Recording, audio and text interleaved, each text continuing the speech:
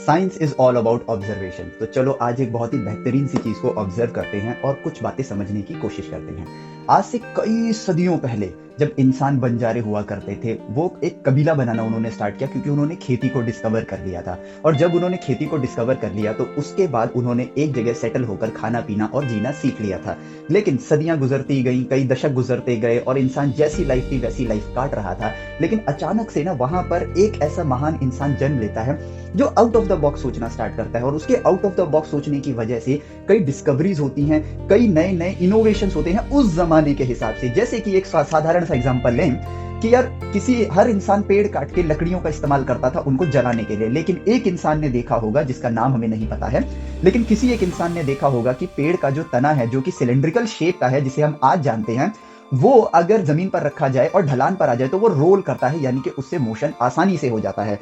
अब यहां पर उसकी ये सोच, जो उसने देखा, उससे उसने व्हील का इन्वेंशन किया। और व्हील के इन्वेंशन के बाद इंसान ने बुलक कार्ट बनाए, जिसकी वजह से अब इंसान कम मेहनत में ज्यादा दूरी को तय कर पा रहा था। और जरा इस बात को सोच के देखो कि इस एक छोटी सी चीज की वजह से जो कबीले पहले पैदल चला करते थे, सामान को खुद ढोया करते थे, अब वो उस व्हील की वजह से खेती में बैलों का इस्तेमाल कर सकते हैं और बुलक कार्ट बना के वो ज्यादा लंबी दूरी भी तय कर सकते हैं। यानी कि पूरा का पूरा कबीला उस एक महान इंसान की वजह से, जिसका कि नाम हमें नहीं पता है, लेकिन पूरी की पूरी ह्यूमैनिटी इवॉल्व हो गई और वो पहले से और ज्यादा बेहतर ढंग से काम करना स्टार्ट कर देती है। इसी तरीके से हर सदी के अंदर कोई ना कोई एक महान इंसान आया है जिसने एक नई खोज करी है। क्यों? क्योंकि वो आउट ऑफ द बॉक्स सोचता था। और यहाँ पर उसके आउट ऑफ द बॉक्स सोचने की वजह से, जो कि कोई मुश्किल काम नहीं है, अगर देखा जाए तो हर इंसान आउट ऑफ द बॉक्स सोच सकता है, लेकिन हमारी ट्रेनिंग ऐसी नहीं होती है, मतलब सेल्फ ट्रेनिंग ऐसी नहीं होती है कि हम आउट ऑफ द बॉक्स सोचें। उन आउट ऑफ द बॉक्स सोचने वाले इंसानों के साथ परिस्थितियां सामाजिक लेवल पर मैच नहीं कर पाती थी, जिसकी वजह से वो समाज से अलग हट के रहते थे और अलग तरीके से सोचा करते थे और नई नई वैज्ञानिक खोज कर दिया करते थे या मैथमेटिकल खोज कर दिया करते थे, जिसकी वजह से जिसके साथ उनकी बनी नहीं, आज वही समाज उनको सड़कों पर बैठा के पूरी ह्यूमैनिटी को इवॉल्व होता हुआ अपनी आंखों से लाइव देखा करता था। अब इसका एक एग्जांपल लेते हैं, जैसे कि भाई सेब गिरते हुए तो हर इंसान ने देखा है, लेकिन 17वीं शताब्दी में न्यूटन सर ने इसके ऊपर सही सवाल उठाया कि ये सेब धरती की तरफ आकर्षित क्यों हो रहा है। और इसी एक सवाल के जवाब की वजह से आज हम लोगों ने ग्रेविटेशन को समझा और उसी को समझते समझते न्यूटन सर ने कैलकुलस बना डाली और उन्होंने न्यूटन्स लॉज ऑफ मोशन दिए, जिसकी वजह से आज इंसान चांद तक पहुंच गया है। क्या ये जो सफलताएं आज हमारे पास हैं, क्या ये न्यूटन सर के बिना मुमकिन थी? नहीं थी। अगर वो शुरू ना करते तो आज हम जिस जगह पर खड़े हैं वहां हम नहीं पहुंचते और आज हमारा समाज 17वीं शताब्दी में जैसा समाज था उसी तरह का होता। यानी कि टेक्निकली अगर science is all about observation, तो हम इस फैक्ट को अगर ऑब्जर्व करें तो हमें एक बड़ी ही बेसिक सी चीज नजर आ रही है कि ह्यूमंस अपनी लाइफ वैसे ही जीते हैं जैसे पूरा समाज जी रहा होता है, लेकिन एक इंसान जब आउट ऑफ द बॉक्स सोच के कुछ नया क्रिएट कर देता है या नया डिस्कवरी कर देता है, नई इन्वेंशन कर देता है, पूरी ह्यूमैनिटी को उसका फायदा मिलता है और पूरी ह्यूमैनिटी इवॉल्व करती है। और इसी से ह्यूमैनिटी कबीलों से निकलकर आज नेशंस तक पहुंच पाई है और आज पूरा वर्ल्ड इंटरकनेक्टेड है। पहले कुछ बातें कही जाती होंगी कि ये इम्पॉसिबल है, लेकिन एक इंसान आता है और वो उस इम्पॉसिबल को पॉसिबल बना देता है। अब यहाँ पर साइंटिफिक डिस्कवरीज की वजह से हम ह्यूमंस इवॉल्व हुए। अगर आइंस्टाइन ना होते तो क्या आज हम टाइम के बारे में सोचते? नहीं सोचते। उन्होंने इस बात को वर्ड ऑफ माउथ हर इंसान तक पहुंचाया। किसकी वजह से पहुंचा? आइंस्टाइन की थ्योरी ऑफ रिलेटिविटी की डिस्कवरी की वजह से। अगर रामानुजन ना होते तो क्या हम मैथमेटिक्स के अंदर होने वाली कामयाब खोजों को कभी देख पाते, कभी समझ पाते? अगर आर्यभट्टा 0 नहीं देते तो क्या हम गणित को जिस वे में आज यूज करते हैं उस वे में यूज कर पाते? नहीं कर पाते। हर सदी में एक महान इंसान आया है जिसने ह्यूमैनिटी को इवॉल्व किया है और वो काम हम आप भी कर सकते हैं। लेकिन अब देखा जाए तो मैं ये बात आप लोगों के साथ क्यों कर रहा हूं, हमें इससे क्या लेना देना? क्योंकि हम तो भाई 11th ग्रेड में आ गए हैं, 12th ग्रेड में हैं, या फिर हम एक ड्रॉपर बच्चे हैं। हम आईआईटी की तैयारी कर रहे हैं, हम एक एग्जाम की तैयारी कर रहे हैं। हमें साइंस के जरिए ह्यूमैनिटी को ट्रांसफॉर्म नहीं करना है। हमारी जिंदगी का परम लक्ष्य जो है ना, वो एक एग्जाम को निकालना है। अब ये बात थोड़ी सी चुभने वाली हो सकती है, लेकिन ये एक ऐसा कड़वा सच बन गया है हमारे देश का, हमारे इंडिया का, जिसकी वजह से हम एज अ नेशन इवॉल्व नहीं कर रहे हैं। और उसके पीछे का कारण है ये एग्जामिनेशन कल्चर, जिसके पीछे हम लोग भेड़ चाल की तरह पागल हुए पड़े हैं। एक सिंपल सी बात है, हम मैथमेटिक्स के अंदर स्टैटिस्टिक्स को पढ़ते हैं, लेकिन उन स्टैटिस्टिक्स का इस्तेमाल हम अपनी लाइफ में ही नहीं करते हैं, तो एज अ नेशन हम क्या ही करेंगे। हम इतना पढ़ते हैं, 25 साल तक एक इंसान पढ़ता है, लेकिन वो अपने आप को इवॉल्व नहीं कर पाता है, तो पूरे नेशन के बारे में सोचने का वक्त कहाँ है। अब आप कहोगे कि मन ही मन सोच रहे हो कि नहीं सर, हम भी उस साइंटिस्ट की तरह बनना चाहते हैं या उस इंसान की तरह बनना चाहते हैं जो सेंचुरीज में कुछ ही लोग हुआ करते हैं, 100 सालों में कुछ ही लोग हुआ करते हैं, जिनकी सोच की वजह से पूरी ह्यूमैनिटी ट्रांसफॉर्म हो जाती है। तो एक बात तो ये भी सत्य है कि इसमें गलती बच्चों की तो है नहीं, गलती हमारे एजुकेशन सिस्टम जो एनवायरमेंट बन गया है उन चीजों की है। हम लोगों ने इन एग्जाम्स को इतना ज्यादा प्रायोरिटी दे दी है कि हमने सोचने के स्किल्स को कहीं ना कहीं खो दिया है, और हम यहाँ पर आज के टाइम पे विज्ञान को, गणित को यानी साइंस और मैथमेटिक्स को एंजॉय नहीं करते हैं। ये हमारे लिए स्ट्रेस बन गए हैं, और ये स्ट्रेस ऐसा बन गया है कि ब्यूटीफुल माइंड्स जो हम पैदा कर रहे हैं अपने भारत देश के अंदर, वो ब्यूटीफुल माइंड्स आगे चल के एक स्ट्रेसफुल माइंड बन जाता है और वो चीजों को क्विट करना स्टार्ट करता है।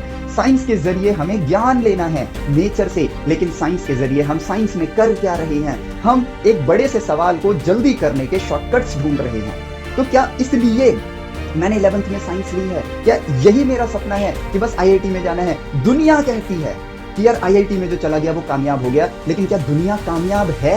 नहीं है। दुनिया सिर्फ दूसरों के लिए काम करने के लिए बनी है। कामयाब सिर्फ कुछ इंसान होते हैं, आइंस्टाइन जैसे लोग, न्यूटन जैसे लोग, यूक्लिड जैसे लोग, आर्यभट्ट जैसे लोग, रामानुजन जैसे लोग, ठीक है, इस तरह के लोग कामयाब होते हैं। क्रिकेट में ही देख लो आप, क्या सचिन तेंदुलकर कोई दूसरा बन पाया? नहीं बन पाया। क्या महेंद्र सिंह धोनी कोई दूसरा बन पाया? नहीं बन पाया। ये कामयाब लोग हैं। क्रिकेट तो बहुत लोग खेलते हैं। इसी तरीके से साइंस की दुनिया में भी असली वैज्ञानिक कोई नहीं बन पा रहा है। लोग आज डेजिग्नेशंस लेके घूम रहे हैं, लेकिन असली वैज्ञानिक तो वो है ना जो ऐसी चीज खोज के निकाल दे जिससे पूरी ह्यूमैनिटी ट्रांसफॉर्म हो जाए। हमारे यहाँ ऐसा कल्चर ही नहीं बचा है कि हम साइंस की बातें करते हों। हम क्यों नहीं बचा है? क्योंकि हम एग्जाम्स की तैयारी कर रहे हैं। हमने 11th में आके साइंस को एंजॉय करना स्टार्ट किया ही नहीं है कि यार ये JEE का प्रेशर हमारे ऊपर आ जाता है, और इस प्रेशर को अगर हम देखें तो हम पॉजिटिवली भी ले सकते हैं, लेकिन ये एक नेगेटिव प्रेशर क्रिएट करना स्टार्ट कर रहा है। और वो प्रेशर ऐसा है कि हम इन दी एंड साइंटिफिक माइंडसेट ना डेवलप करने की बजाय जब हम ग्रेजुएट हो जाते हैं, ठीक है, उसके बाद हम इंजीनियर्स के ऊपर, साइंटिस्ट के ऊपर सिर्फ जोक्स बनाया करते हैं या मीम्स बनाया करते हैं। ऐसा क्यों हो रहा है? ऐसा इसलिए हो रहा है क्योंकि हम लोगों की डिमांड ही गलत हो गई है। हमें यहाँ पर समझना होगा कि साइंस मुश्किल नहीं है। मैंने साइंस को बहुत अच्छे से एक्सप्लोर किया है, और उस एक्सप्लोरेशन के बाद मैं ये ऑनलाइन आप लोगों को, ऑन कैमरा आप लोगों को दावा कर सकता हूँ कि साइंस और मैथमेटिक्स सिर्फ इतनी ही हार्ड हो सकती हैं जितना हार्ड आपके लिए ये सवाल सॉल्व करना होगा। सिर्फ इतनी हार्ड है साइंस मैथ। लेकिन ये डायरेक्शन गलत कैसे हो गई? डायरेक्शन गलत इसलिए हो गई क्योंकि जो हम ह्यूमंस की नेचुरल फ्रीक्वेंसी है ना, नेचर को ऑब्जर्व करके सीखने की, हमने वो चीज हटा दी है। हमने यहाँ पर चीजों को सब्जेक्ट्स बना दिया है। साइंस हमारे लिए डिस्कवरीज को समझना नहीं है, साइंस हमारे लिए फॉर्मूलाज को याद करना है कि प्रोजेक्टाइल मोशन में ये फॉर्मूला लगेगा, रोटेशन में ये फॉर्मूला लगेगा, मूवमेंट ऑफ इनर्शिया का ये फॉर्मूला होता है। सिंपल हार्मोनिक मोशन नाम में तो सिंपल है, लेकिन जब सवाल आते हैं तो वो कॉम्प्लिकेटेड लगने लगता है। तो अगर इस तरह से सवाल आए तो आप ऐसे वेक्टर वाला ट्रायंगल बना के इसको वेक्टर के फॉर्मूले से सॉल्व कर लेना। हमारी अगर पढ़ाई इस तरह से हो रही है तो आप अपने दिल पे हाथ रख के बताओ कि क्या हम वो साइंटिफिक माइंडसेट डेवलप कर रहे हैं? नहीं कर रहे हैं। मैथमेटिक्स का हमारा साइंस के साथ कनेक्शन बस थोड़ा बहुत ही दिखता है, लेकिन मैथमेटिक्स के जरिए साइंटिफिक डिस्कवरीज कैसे होती हैं ये बात हम जानते ही नहीं है। हमारी जिंदगी का टारगेट ही है जॉब के लिए अपने आप को तैयार करना। अब आप एक बार इस बात को जरा फील करके देखो कि हम लोगों को हाई पैकेज जॉब के बारे में सोच सोच के हम लोग कितने लाखों बच्चों की भीड़ इकट्ठी हो जाती है और वो मिलता है कुछ हजारों को ही, ठीक है, और वो हजारों को ही एग्जाम्पल बना के लाखों बच्चे उसी भीड़ में हर साल एज अ मतलब वो कह लो ना भेड़ चाल की तरह ही बस घुसे जा रहे हैं। लेकिन चाहे वो हाई पैकेज जॉब ही क्यों ना हो, बट इस बात को हमें समझना होगा कि हम हैं तो अभी भी किसी और की वर्कफोर्स ही बन रहे हैं ना। जब पढ़ाई आपके सपने पूरे करने की ताकत आपको दे सकती है, बट स्टिल हम लोग उस पढ़ाई के जरिए दूसरों के सपने पूरे करने के लिए अपने आप को एज अ वर्कफोर्स रेडी कर रहे हैं। हम कहते हैं कि हर कोई राजा बन जाएगा तो कोई उसके लिए काम क्यों करेगा? तो हम यहाँ पर इस चीज को भी इस तरह से तो सोच सकते हैं ना कि इंडिया में राजा बनने स्टार्ट हो, पूरी दुनिया उसके लिए काम करने के लिए आएगी। लेकिन हो रहा है ठीक उसका उल्टा। यहाँ दुनिया के दूसरे देश जो कि डेवलप्ड नेशंस हैं, पावरफुल नेशंस हैं, वो राजा बन चुके हैं और हम उन्हीं की प्रेस्टिजियस कंपनीज में काम करने के लिए अपने आप को एज अ वर्कफोर्स रेडी कर रहे हैं और कुछ नहीं। हमारा सपना अपना ऑपरेटिंग सिस्टम बनाने का है ही नहीं। हमारा सपना है माइक्रोसॉफ्ट का जो ऑपरेटिंग सिस्टम बना हुआ है उसके अंदर काम करके दुनिया में डींगे हाँकना कि मेरी जॉब माइक्रोसॉफ्ट के अंदर है, मेरी जॉब विप्रो के अंदर है, मेरी जॉब एप्पल के अंदर है। लेकिन अगर इंडियन कंपनीज को भी देखा जाए तो वो भी एज अ क्लाइंट, उनके क्लाइंट विदेशी कंपनियां ही हैं, या फिर हम उनके लिए एज अ क्लाइंट, हम उनके लिए एज अ क्लाइंट काम नहीं कर रहे हैं। वो अपने सपने पूरे करने के लिए अपना कुछ काम हमें देते हैं, उस काम के लिए हम इंजीनियर्स की वर्कफोर्स का इस्तेमाल करके उनका काम पूरा करके उनको देते हैं, वो इनोवेट करते हैं, फिर वो अपने सामान को हमें बेचते हैं, हमारा पैसा वहां जाता है, वो ग्रो करते हैं, हम नीचे आना स्टार्ट करते हैं और हम उन पर डिपेंडेंट हो जाते हैं। और यही चीज हम लोग इस एज में नहीं समझते हैं। क्यों? क्योंकि ये सब बातें हमारे बीच में होती ही नहीं है। लेकिन अब जरा इस बात को समझो कि हर बच्चा कहीं ना कहीं अपने आप को उसी तरह से देखता है जिस तरह से वो इस तरह से देखता है कि वो बड़ा होकर आइंस्टाइन जैसा एक बड़ा काम करे, वो न्यूटन जैसा एक बड़ा काम करे, वो ह्यूमैनिटी को इवॉल्व करना चाहता है लेकिन वो कर नहीं पाता है। इसमें गलती कहाँ होती है? गलती हमारे पढ़ाने में है और गलती हमारी डिमांड में भी है। एक तरफ गलती हम करते हैं कि हम आपको सिर्फ वो नहीं प्रोवाइड कर रहे हैं जो आपको ग्रो कर सकता है, क्योंकि ये भी एक फैक्ट है, क्योंकि आप बच्चे हो, आपको चीजें पता नहीं है, इसीलिए पढ़ने आते हो।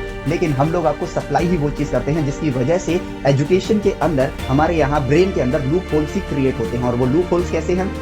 एक साधारण सा एग्जांपल लेता हूँ 11वीं 12वीं के बच्चों का ही। 11वीं की फिजिक्स पढ़नी स्टार्ट करूंगा मैं तो उसमें 12वीं की मैथमेटिक्स लगेगी, तो 11वीं की फिजिक्स मुझे कैसे समझ आएगी? नहीं आएगी, क्योंकि 12वीं की मैथमेटिक्स का वो जो कॉन्सेप्ट है वो तो मुझे पता ही नहीं है, तो मैं यहाँ अप्लाई कैसे करूँ? और यहाँ पर कॉन्सेप्ट को अप्लाई करना है, उसको समझाया नहीं जाता है। जब 12वीं की फिजिक्स में पढ़ूंगा तो उसके लिए 11वीं की फिजिक्स की जरूरत पड़ेगी। तो 12वीं की फिजिक्स मुझे इसलिए समझ नहीं आती क्योंकि 11वीं की फिजिक्स मुझे समझ नहीं आई, क्योंकि वो 12वीं की मैथमेटिक्स पे डिपेंडेंट है। और केमिस्ट्री तो हमें रट्टा ही मारना पड़ेगा क्योंकि वो तो फिजिक्स पे डिपेंडेंट है। 11वीं 12वीं के फिजिक्स को जब हम समझ लेते हैं तो केमिस्ट्री हमें समझ आती है, क्योंकि chemistry is a branch of physics जहां आप सिर्फ एटॉमिक लेवल पर काम कर रहे होते हो। तो यहां पर ये जो एनवायरनमेंट बन गया है, एक एग्जाम को केटर करके हमने इतना वाहियात सा एनवायरनमेंट बना दिया है जहां पर लॉस क्या हो रहा है? लॉस यहां पर हमारे देश के ब्यूटीफुल माइंड्स का हो रहा है। अगर एक बार को इस परिस्थिति को जरा स्विच करके देखें, सही दिशा में हम पढ़ना सीख जाएं तो पढ़ाई तो इतनी ही मुश्किल है, और अगर पढ़ाई इतनी मुश्किल है तो हर कोई उसको कर सकता है, और अगर हर कोई उसको कर सकता है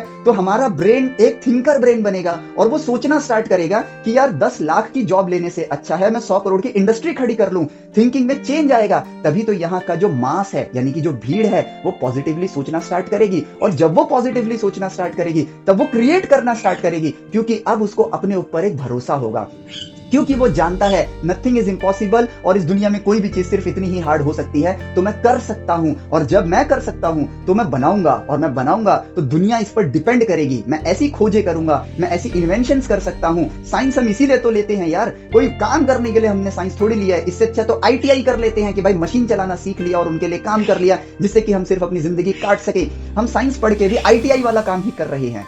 जरा सोचो इस बात को। और यहां पर अगर हमारे देश की जो भीड़ है, अब जरा इस बात को सोच के देखो, इससे कितना बड़ा चेंज आ सकता है हमारे देश के अंदर। इस बात को जरा हम फील करते हैं, वो ये है कि अगर पढ़ाई आसान है, अगर सही दिशा में की जाए तो इससे मुझे कॉन्फिडेंस मिलता है, कॉन्फिडेंस से मुझे थिंकिंग पावर मिलती है, मैं प्रॉब्लम्स को पॉजिटिवली लेना स्टार्ट करता हूं, और उसके बाद मैं एक ऐसी चीज निकालता हूं क्योंकि आई ट्रस्ट माई सेल्फ, क्योंकि अब मेरे अंदर वो कॉन्फिडेंस है कि मैं अपने ऊपर भरोसा करता हूं और ऐसी चीज बना के निकालूंगा जो दुनिया में आज तक किसी ने नहीं बनाई होगी, और ये चीज दुनिया को अट्रैक्ट करेगी मेरे इस प्रोडक्ट की तरफ, और जब वो अट्रैक्ट करेगी तो वो पैसा मेरे पास आना स्टार्ट होगा, मेरे नेशन में आना स्टार्ट होगा, जिससे कि अगर इंडिया में ये काम बड़े लेवल पर होना स्टार्ट हो जाए, जो कि एक दिन में नहीं होगा लेकिन एक दिन जरूर हो सकता है अगर हम सही रास्ते पे आए तो दुनिया की वर्कफोर्स हमारे लिए काम करना स्टार्ट कर देगी, और उनके लिए हमारे अंडर में काम करना एक प्रेस्टीज, एक सोशल स्टेटस बना देगा। और उसके बाद दुनिया का पैसा जब इंडिया में आएगा तो इंडिया की इकोनॉमी ग्रो करेगी, मल्टीपल इंफ्रास्ट्रक्चर्स पैरेलली बनना स्टार्ट होंगे, और जिन लोगों ने इस राह को नहीं भी चुना है ना इंडिया के अंदर, उनकी लाइफ भी इवॉल्व कर जाएगी। ये ठीक उसी तरीके से है जिस तरीके से व्हील के आविष्कार किया तो किसी एक ने था ना, लेकिन उस एक की वजह से पूरी की पूरी ह्यूमैनिटी ट्रांसफॉर्म हो गई थी, और हम अपने नेशन को ट्रांसफॉर्म कर पाएंगे, और फिर हमें किसी और नेशन के सामने दब के या झुक के नहीं रहना पड़ेगा। बहुत से एग्जांपल्स हैं डे टू डे लाइफ में आते हैं हमारे पास कि कैसे बड़ी टेक जाइंट्स कंपनियां हमारी इंडियन कंपनीज को अपने अंडर में दबा के रखती हैं। वो क्यों रखती हैं ये बात अभी इलेबोरेट करने की जरूरत नहीं है, लेकिन समय के साथ आप सीख जाओगे। लेकिन इस बात को आप समझ ही सकते हो कि यार अगर प्ले स्टोर उनका है, ऑपरेटिंग सिस्टम उनका है, ठीक है, सब कुछ अगर उनका है, हम तो सिर्फ छोटे छोटे एप्स बना रहे हैं, तो वो कह सकते हैं कि हमारी सब्जी मंडी में आपको ठेला लगाने की जरूरत नहीं है, अगर लगाना है तो हमारी शर्तें माननी पड़ेंगी। ये एक साधारण से वे में मैंने आपको समझा दिया है और यही हमारे देश के साथ हो रहा है। हम छाती चौड़ी करके खड़े ही नहीं हो पा रहे हैं। क्यों?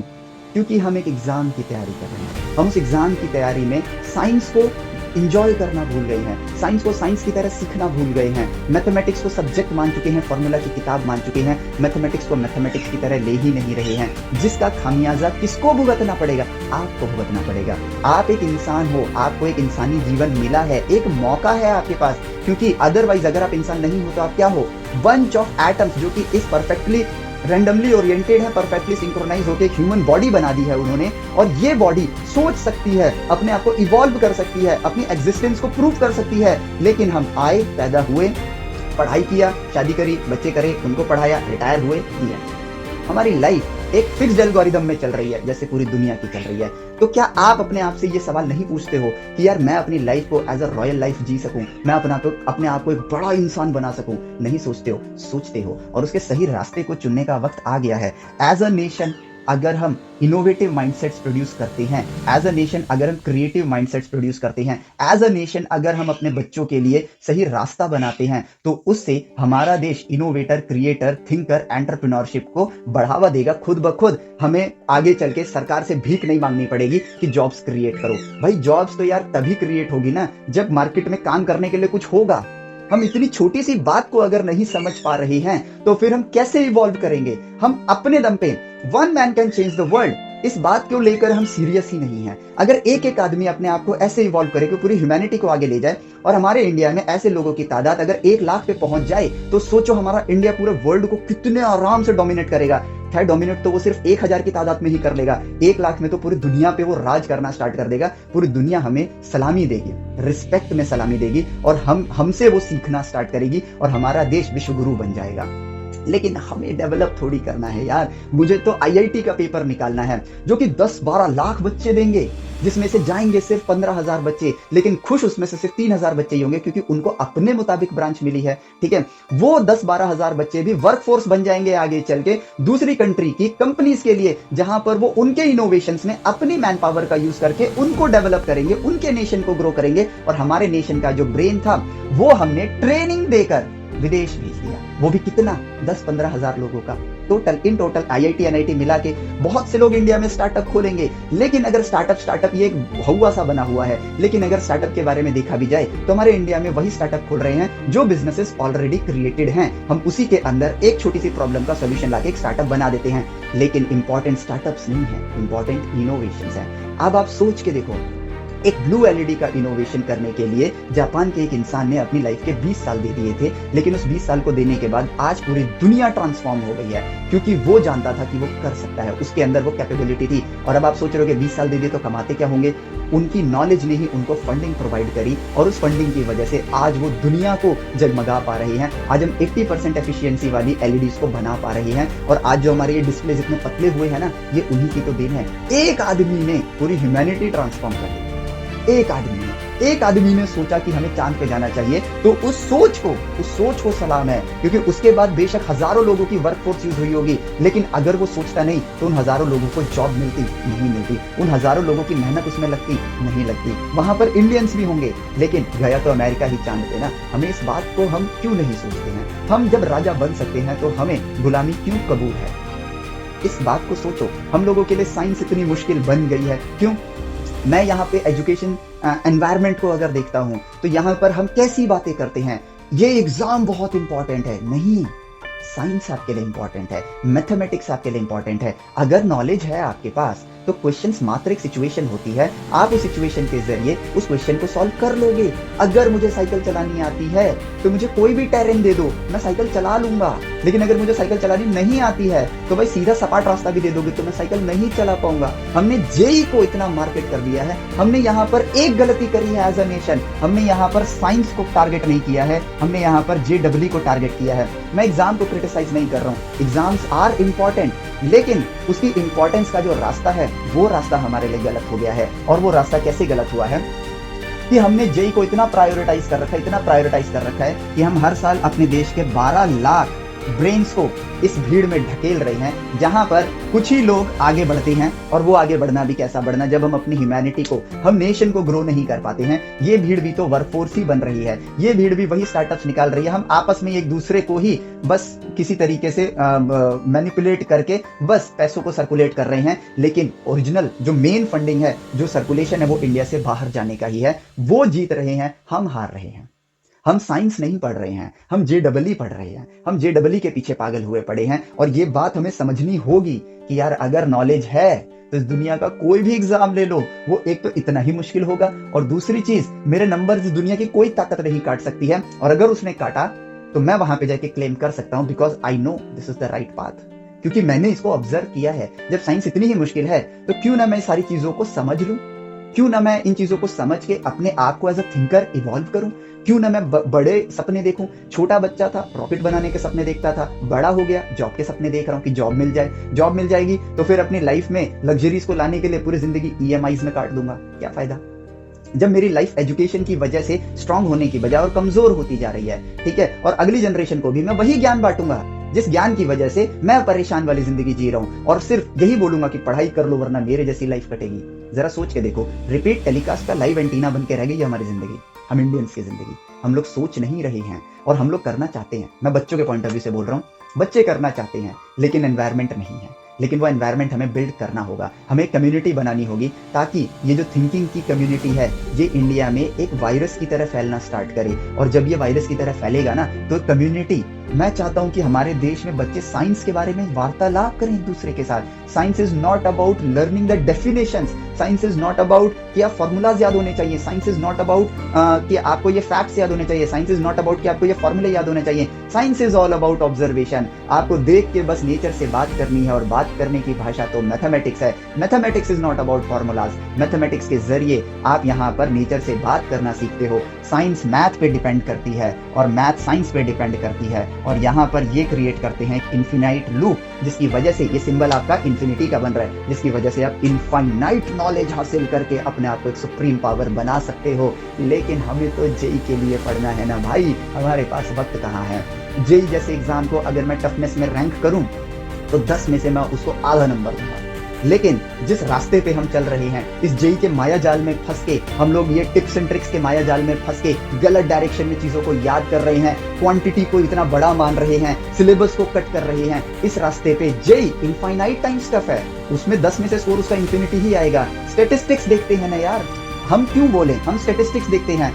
12 लाख बच्चों में से मात्र 35,000 बच्चे ही 100 नंबर का आंकड़ा पार कर पाते हैं, जिसकी अगर मैं परसेंटेज निकालूं तो 2.9 आया था, मैं 3% मान लेता हूं। और अगर मैं यहाँ पे बात करूं 100 नंबर की, ठीक है, 100 मार्क्स की, अब अगर मैं देखूं तो ये 1/3 मार्क्स है। हमारी पढ़ाई क्या इतनी, यही है हमारा एजुकेशन सिस्टम जो पिछले 50 सालों से इस जेई एग्जाम को क्रैक नहीं कर पाया। हमने हर साल ये बोला कि जेई का एग्जाम हार्ड है, लेकिन हर साल ये नहीं सोचा, एज अ मैं बच्चों के पॉइंट ऑफ व्यू से नहीं कह रहा हूँ, इस वक्त मैं टीचर्स के पॉइंट ऑफ व्यू से कह रहा हूँ। हमने इतने सालों से ये क्यों नहीं सोचा कि यार जेई का मार्क्स अगर 100 नंबर लाने में से 35,000 बच्चे ला पा रहे हैं, जो कि अपनी जिंदगी के 4-4, 5-5 साल उस एग्जाम की तैयारी में लगा रहे हैं, तो क्या हम एक ऐसा एनवायरमेंट नहीं बना पाए कि जेई का एग्जाम इजी हो जाए, लेवल वही रहे जेई का, हम अपना लेवल ना बढ़ा पाए। क्यों नहीं बढ़ा पाए? क्योंकि हमने इसको बस एक बिजनेस मॉडल की तरह देखा है। हमने एज अ नेशन नहीं देखा है कि हमारे नेशन में अगर 12 लाख बच्चों में से 35,000 बच्चे, जो कि 3% हैं, ऑन एन एवरेज 97% बच्चों का क्या।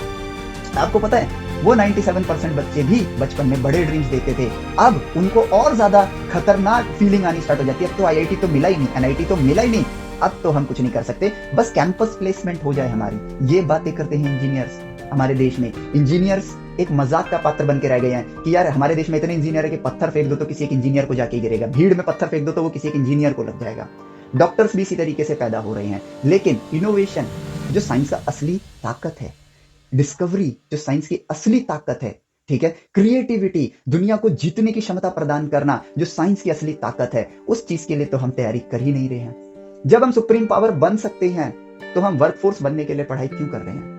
आज मैं भी जेडब्ल्यू के नाम से बच्चों को बुलाने की कोशिश करता हूं, लेकिन वो सिर्फ बुलाने के लिए है। सच्चाई तो ये है कि मैं जेडब्ल्यू के लिए प्रिपेयर नहीं कराना चाहता हूं। मैं आप लोगों को ना सही रास्ता दिखाना चाहता हूं, क्योंकि पढ़ाई के जरिए as a teacher what I believe is I have to show you the right path. मुझे सिर्फ आपको सही रास्ता दिखाना है, क्योंकि चलोगे तो आप खुद ही, और जब आप चलने लगोगे ना, कुछ टाइम बाद दौड़ने लगोगे और उसके बाद रॉकेट की तरह उड़ना स्टार्ट कर दोगे। क्यों? क्योंकि आपने सीख लिया है और आपने जान लिया है कि सही रास्ता क्या है। ठीक है, सेल्फ लर्नर अगर आप नहीं बने तो जब तक आप सेल्फ लर्नर नहीं बनते हो तब तक आप लाइफ में कुछ बड़ा नहीं कर पाओगे। और बड़ा करने का सपना तो हर कोई देखता है। ये स्टैटिस्टिक्स बता रही हैं कि हमारे देश का एजुकेशन सिस्टम कितने निचले स्तर पर है इस वक्त।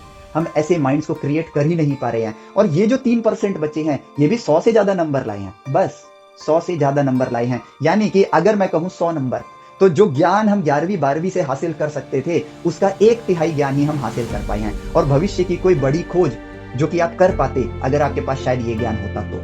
और ये भी अधूरा ज्ञान ही है।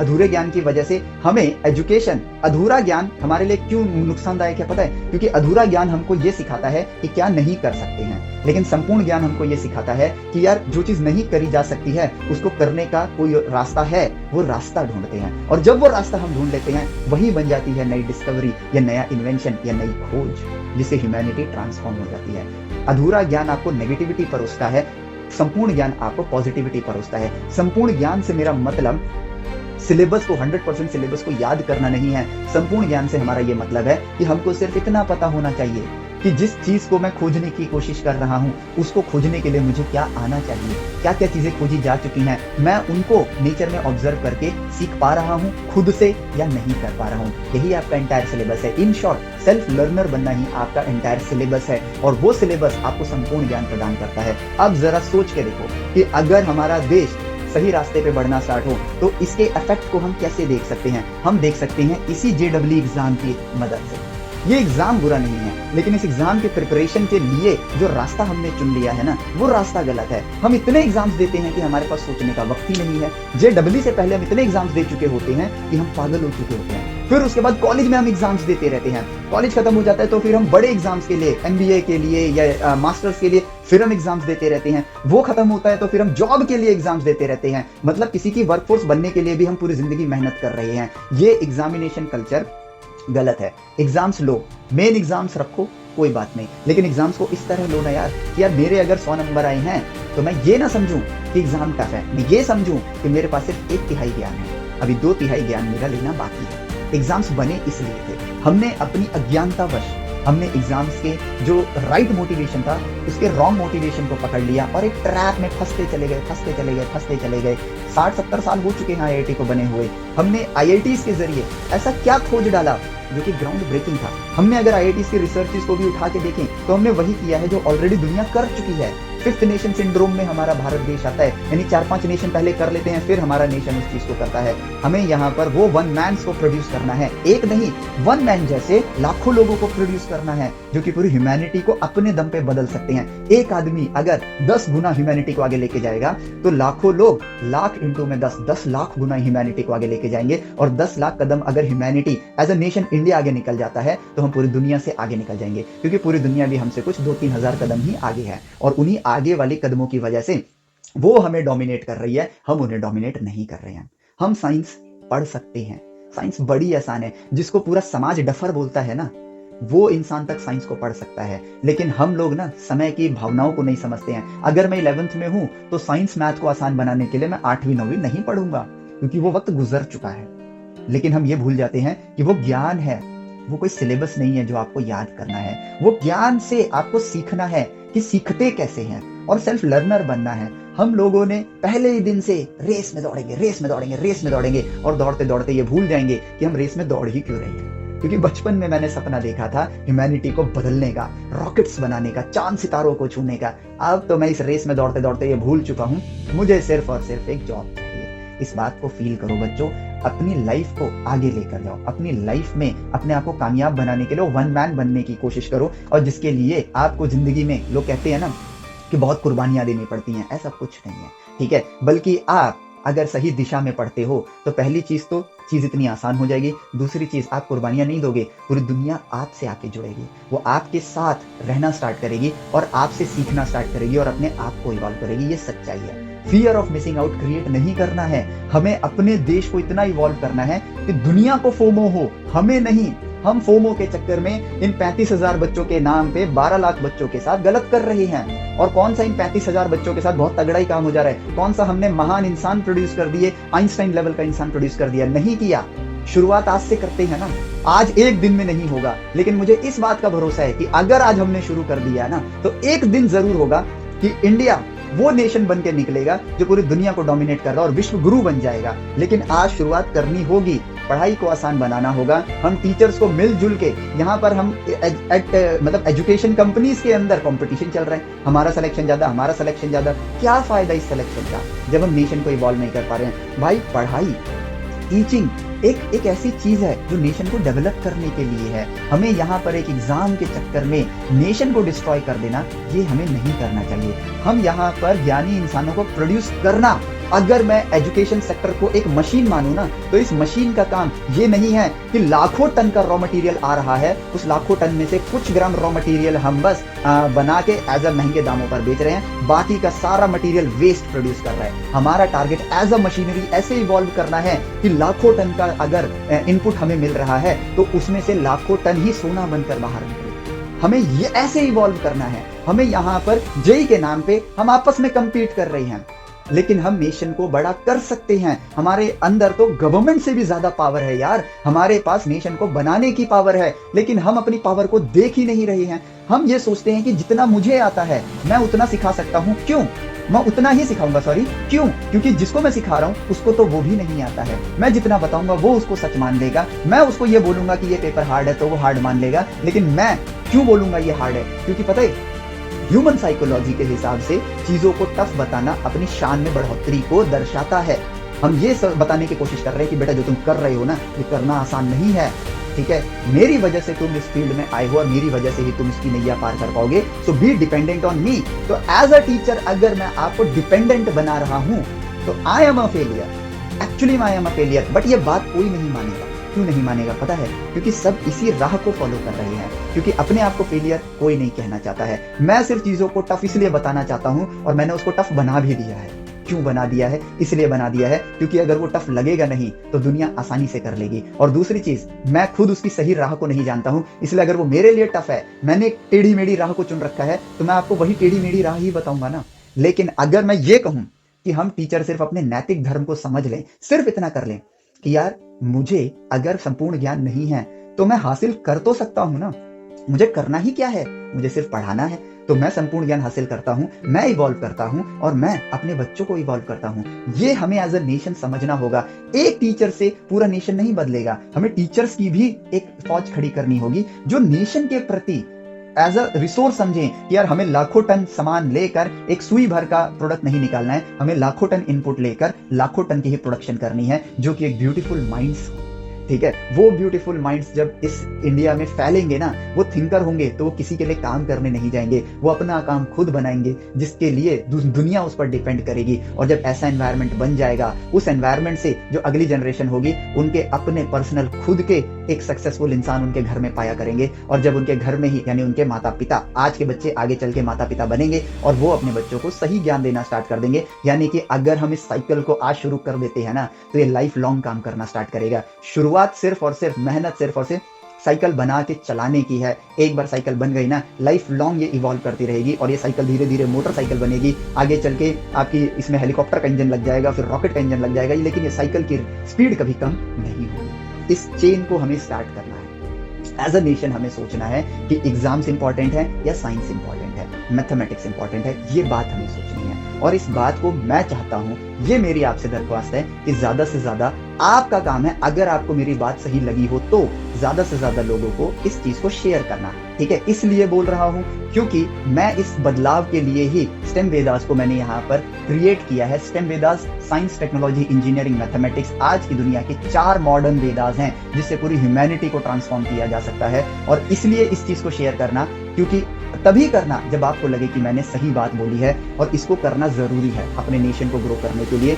यहाँ पर स्टूडेंट के फॉर्म में सिर्फ बच्चे ही ना आए, बड़े भी आए, टीचर्स भी आए, और हम लोग मिलके यहाँ पर कोई कंपटीशन नहीं लड़ेंगे, हम लोग मिलके एक कम्युनिटी बनाएंगे इंडिया के अंदर, जिस कम्युनिटी में साइंटिफिक माइंड्स को हम ग्रो करेंगे। अगर बच्चा कॉमर्स की दुनिया में भी जा रहा है ना, तो उसके अंदर भी साइंटिफिक माइंडसेट होना चाहिए, क्योंकि यहाँ पर इस बात को समझना, ये बात हमेशा ध्यान रखना और हमेशा अपने दिमाग में रखना कि साइंस और मैथमेटिक्स ये सब्जेक्ट नहीं है, ये लाइफ है।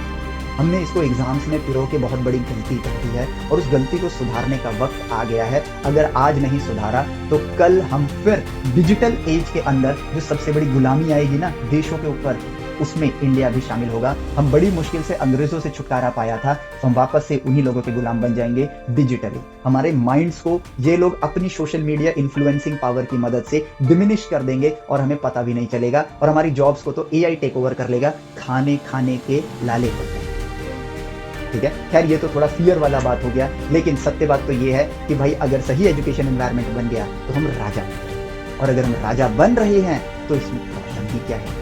हमें ये एग्जाम्स को देना है, लेकिन इसलिए नहीं देना कि आईआईटीज बेस्ट हैं, हमें इसलिए देना है कि हम बेस्ट हैं और हमारे पास आईआईटी के अलावा कोई चुनाव नहीं है, इसलिए हम आईआईटी में जाके पढ़ रहे हैं। हम बेस्ट बनेंगे तो इसका पॉजिटिव इफेक्ट देखो, एक चेन रिएक्शन की तरह स्टार्ट होगा। से फॉर एग्जांपल 10 लाख बच्चे सही दिशा में पढ़ रहे हैं और उनकी उसमें से 50% बच्चे लेते हैं जो सही दिशा में पढ़ना स्टार्ट कर देते हैं, और वो 50% बच्चों से 5 लाख की भीड़ खड़ी होगी। ये 5 लाख बच्चे थिंकर हैं एवरी ईयर, ये 5 लाख बच्चे थिंकर हैं। अब आईआईटी एनआईटी मिला के भाई कुछ 30,000 सीटें बनती हैं, ठीक है, यानी कि 4,70,000 बच्चे उन कॉलेजेस में जाएंगे जो आईआईटी एनआईटी नहीं है, जहां पर इंजीनियर्स बस टाइम पास करने के लिए बनते हैं। लेकिन ये लोग, इनकी सीट्स क्यों नहीं मिली पता है? हमने एक ऐसा एनवायरनमेंट बनाया जहां पर आउट ऑफ 300, ठीक है, 250 पे ही कट ऑफ आ गई, यानी कि अब ये 5 लाख बच्चे 250 नंबर से ज्यादा ला रहे हैं। कट ऑफ 5 लाख बच्चों के लिए रखते हैं हम, ठीक है, 250 बच्चों से ज्यादा, 250 नंबर से ज्यादा।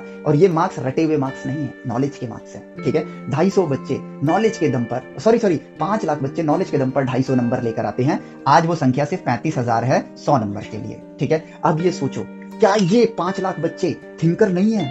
इनको सीट सिर्फ इसलिए नहीं मिली वहां पर क्योंकि यहां पर सीट सिर्फ 30,000 है, आईआईटी एनआईटी मिला के, मुझे एग्जैक्ट सीट नहीं पता है। लेकिन अब देखो आईआईटी में भी थिंकर्स, ठीक है। अब ये जॉब्स के लिए नहीं, ये आईआईटीज की रिसोर्सेज को यूज करके अपने ऑपरेटिंग सिस्टम्स बना सकते हैं। अपने रॉकेट इंजन को, जो इसरो में अभी करंट रॉकेट इंजन है, उनको स्टडी करेंगे क्योंकि इनके अंदर वो कॉन्फिडेंस आ चुका है। ये पढ़ के सीखना नहीं चाहते हैं, ये सीख के पढ़ना चाहते हैं, खुद से सीखना चाहते हैं, खुद से ऐसे सपने देखना चाहते हैं जिस दुनिया में कोई नहीं देख रहा है, ये वो करना चाहते हैं। आईआईटी भी इवॉल्व हो गया। आईआईटी अब एंटरप्रेन्योर्स नहीं बना रहा है जो कि वो स्टार्टअप खोल रहे हैं जो ऑलरेडी जो बिजनेसेस मार्केट में चल रहे हैं, या फिर बड़ी कंपनीज के लिए वर्कफोर्स नहीं प्रोड्यूस कर रहा है। आईआईटी अब अपने रिसोर्सेज की वजह से वो चीजें, वो ऐसे बच्चों को प्रोड्यूस कर रहा है जो इंडिया को इवॉल्व कर सकते हैं। उसमें आ गए 35,000 बच्चे, 30,000 बच्चे, ठीक है। लेकिन ये 4,70,000 बच्चे भी तो 250 से ज्यादा नंबर लाए हैं, ज्ञानी तो ये भी हैं। ये अल्लू पल्लू कॉलेज के अंदर गए हुए हैं। अब ये डिमांड क्रिएट करेंगे कि भाई मेरे पास वो दम है, रिसोर्सेज ये कॉलेज नहीं दे रहा है, ये मोटी मोटी फीस तो ले रहा है लेकिन रिसोर्सेज नहीं दे रहा है, तो अब हम रिसोर्सेज खुद बनाना स्टार्ट करेंगे। ज्ञानी इंसान का और थिंकर के अंदर एक पॉजिटिव बात पता है क्या होती है? उसके पास रिसोर्स है। अगर आईआईटी के जरिए रिसोर्स है तो वो इस्तेमाल करेगा, ठीक है। नॉन आईआईटी के जरिए अगर रिसोर्स नहीं है तो वो रिसोर्स क्रिएट कर लेगा, लेकिन वो चुप नहीं बैठेगा। और अगर आप रिसोर्स क्रिएट कर लो या रिसोर्स मिल जाए, दोनों केसेस में ही आप कामयाब बनोगे ही बनोगे। एज अ नेशन हमारा देश ग्रो करेगा ही करेगा। हमें अपने इस एजुकेशन सिनेरियो को इस पड़ाव तक लेकर आना है, ठीक है। और नहीं लाएंगे, हमारा नेशन आगे चल के डिक्लाइन ही करेगा। अभी भी वो डिक्लाइन कर रहा है। मैं फियर नहीं, मैं मोटिवेशन देखना चाहता हूँ हमारे देश के अंदर। हमारे लिए चैप्टर्स एक फियर बन गए हैं, बल्कि चैप्टर के जरिए तो मुझे ये खुशी मिलनी चाहिए ना यार, इसके जरिए मुझे ये ज्ञान मिलने वाला है। हमें सिलेबस नहीं बनाना है साइंस और मैथमेटिक्स को, हमें इस चीज को यहाँ पर अपनी लाइफ का एक पार्ट बनाना है। क्योंकि उन महान लोगों ने, सदियों में जो एक इंसान पैदा होता है, इसने जब साइंस और मैथमेटिक्स को प्यार से देखा, एक कमरे में बैठे बैठे ये खोज लेते थे। इसका मतलब है ना वो 2 + 2 = 4 जितना आसान, पूरी ह्यूमैनिटी बदल जाती है। हम भी वो इंसान बन सकते हैं, और कहीं ना कहीं दिल के एक कोने में वो इंसान आज भी छुपा हुआ है जो वो बनना चाहता है। It's time to observe the right way of education. स्टेन वेदास की वीडियोस को आप देखो, राइट वे को एक्सप्लोर करो। मैं अमूमन वीडियोस को 1.2 की स्पीड पे डालता हूं ताकि आप लोगों का टाइम बचे, क्योंकि वहां पे शब्द आसानी से समझ आ जाते हैं।